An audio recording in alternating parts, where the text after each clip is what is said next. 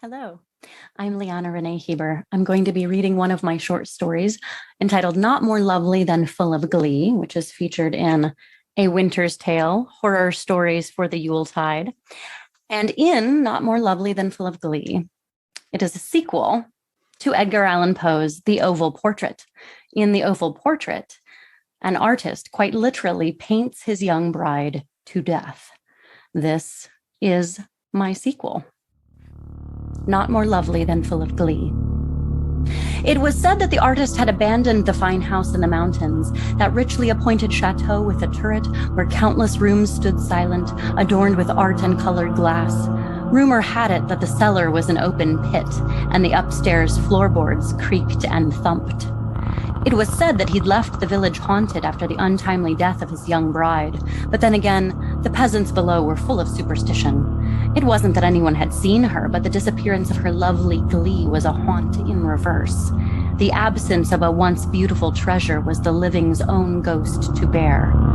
She was talked about. Her memory had life, and in it, she was again not more lovely than full of glee, as the very mention of her made the elders smile. Then they'd cluck their tongues and ask the rhetorical question of what happened to her. They knew in their hearts. Out, out, brief candle. She'd been snuffed. It was Christmas time, Christmas Eve to be specific, when the artist made his way back to the sorrowful site in hopes that the season of peace and forgiveness could create an alchemical change in his heart and his fortunes. What better time to reckon with the past and turn a new page, a heart made pure as the mountainside under a fresh blanket of undriven snow. When the artist's driver reached the end of the lane, the old man hesitated. "Go on, sir," the artist assured. "I'll walk from here. Turn around, get that shivering mare into a warm stable. I'll be all right." He unleashed his leather case from the back of the carriage. "I'm home again, and I have to make my peace with that." The hunched driver crossed himself and turned his hack sharply, murmuring a benediction for the artist's soul and something about her that became lost in a gust of wind. The chateau loomed ahead at the end of the tree-lined lane, its form like a skull on the edge of a cliff. The last of the day's light glinted off eye-like windows, and the land below was ushered swiftly away in a sheer drop. With a crunching tread through deepening drifts, the artist made his way forward. He glanced up at a noisy blackbird grumbling in a treetop, noting that the branches arching above him had begun to gnarl and knot, claws in a tangle. A warning from the morning halted him at the property's wrought iron gate, which yawned open at the latch. He recalled the woman in the train bench in front of him when he handed his ticket over to the conductor and said what town he'd be stopping in. She turned around, mourning veil nearly obscuring her wrinkled face.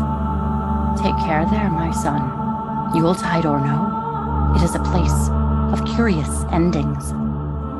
These words had chilled him enough to make him reconsider his return. He had opted not to go through the town and up the rugged pass, but instead continue on the rail north and take the higher road privately back.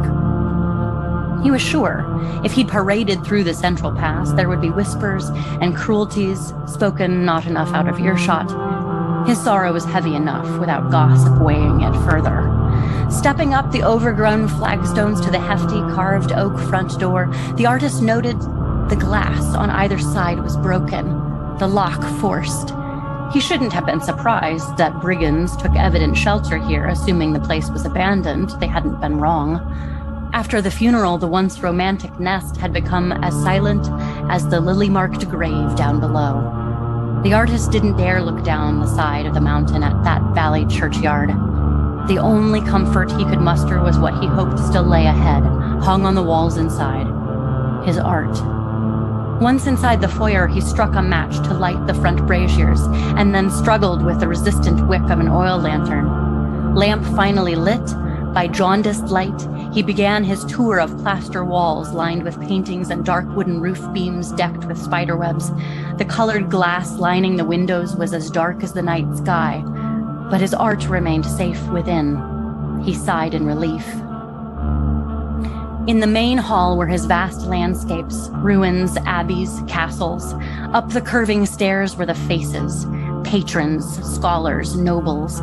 They were works of great renown, each a captured flash of fervor and obsession. Now here, they were his witnesses, He hadn't stopped painting during his time away. He did have to eat to survive, and there were no other skills to which he was suited.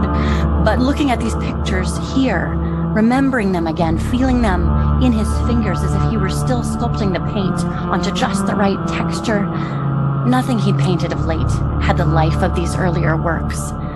And nothing, of course, had the life of her. Perhaps that's why all the art had been left alone, deemed haunted. There were footprints tracked in the dust ahead of him as he climbed the curving stone stair, the lamplight illuminating a limited arc ahead of him. 2 pairs of feet, then just one as the furthest chamber was reached. He paused at the open door. The prints of the boots were hardly fresh, so it had been some time since the trespass. And as the steps were few, the place must have been denounced as eerie enough to ward off subsequent intruders.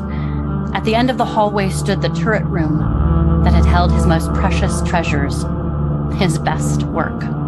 The place where he captured her adoring look forever, to the last. The night was a dark one, and very little light came through the lancet windows ahead. If the artist wasn't mistaken, even the lamplight hesitated at the threshold, as if it didn't dare disrupt the deep shadows within. Trembling, he took a deep breath and stepped into the chamber. The bed curtains across the room were open, and the bound book that had chronicled all the artistic works within the house lay open to a final page atop the rumpled bedclothes. His mind swam. Had a friend the week she died offered to add in one final entry? The artist didn't remember and was too unnerved to look. Instead, he bent to set the lantern upon the floor, cast the book aside, and lay down upon the dusty bed, folding in upon himself to weep. It wasn't that he hadn't mourned then. It was that he'd gone into a detached state and felt like he was only now waking up, jarred to the truth of the empty place, her vacancy. He had been so obsessed with the look of her and how to translate it, he hadn't considered the reality of her. It is a place of curious endings. She had ended here. And yet, what was art but a chance at eternal life? He tried to bring the image of her to mind, of her beautiful face, even as she was laid out in her winding sheets. But all he could see was the flurry of brush strokes in his mind's eye. All he could seem to recall was the drag of horsehair on the palette and the angle of the dim light. He had tried so desperately to capture what was always said of her, glee above loveliness. The final result was, of course, stunning, unearthly, but it had been cast aside when the health of his model, his wife, vanished. "Forgive me," he whispered to the empty room. Bare trees scraped against the narrow windows like the scratch of fingernails. The portrait was there on the wall behind a curtain. After the funeral, the artist had placed it in the deepest of shadows. All he had to do was lift the lamp, draw the shade, and confront his fated masterpiece. Face down on his coat sleeve, he steeled himself and wiped his streaming eyes on his cuff.